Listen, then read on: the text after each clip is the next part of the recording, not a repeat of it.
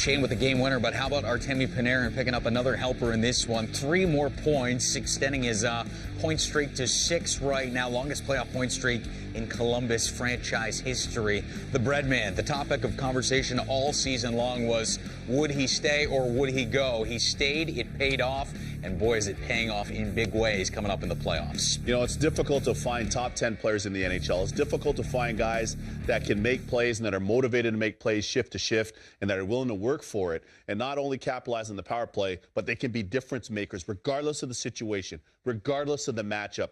That's what Panarin has in him. Keep in mind, as I talked about, he was groomed with Jonathan Toews and Patrick Kane in Chicago. Championship culture, championship habits, and the ability to deliver in the clutch, which he did in this one. And the fact that as a forward you can beat goalies from that far out, it challenges not only the goalies but also the defense for the opposing teams and how they defend you on power play and even strength. Look at this second goal. He tickles both bars as a righty on the strong side. So a 3-point night. You heard Matt Duchesne allude to it. He was great. Panarin was great in this game, but also the Columbus Blue Jackets were able to go 2 of 4 on the power play as a team. Bobrovsky was sensational. This game was a lot of fun. As this game went on, J-Mo, this game got better as it went along. And we said this about game 1.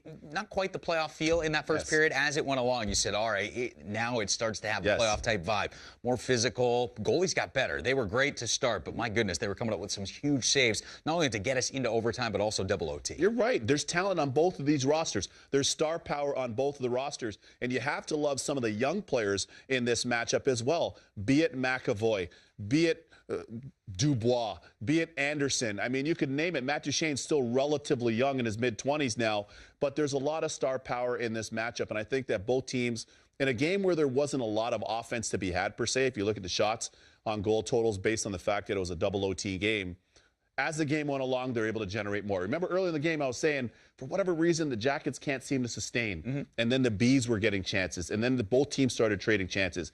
And you just nailed it. Both goalies were excellent in this game. Tuukka specifically on a few, Bob's on a few as well. None bigger than this. Oh, come on. Can you imagine? Come on. Can you imagine that one going in and having to finish this type of game off that way? Seriously. Woo. But the 2 and 3 save sequences, that one was incredible. Point blank, I said 2 and 3 saves. Gets helped out by the post on what would have been the second attempt there. But as you see him staying zen.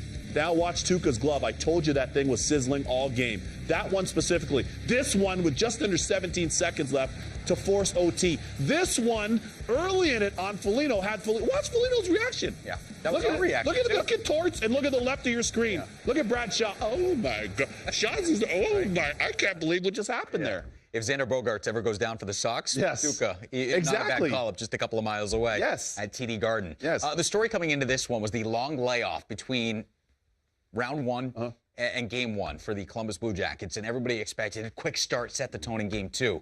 The Bruins were the one who set the tone. How did Columbus kind of battle through that and really dictate the way they wanted to play as this game went along? I think you're right. The Bruins set the tone, and to me it started with that hit from Zdeno Chara again, early on his former teammate Riley Nash. Third time we've seen it in the playoffs. Third time we've seen it. Bam! Straight up, let's get into this game. So you know the Bees were going to the body early. Bam! There it is. Come on, Coach Belichick. You might be able to find a position for him. A linebacker. I know you're creative with how in NFL history. Exactly. I know he's creative with how he puts his lineups together.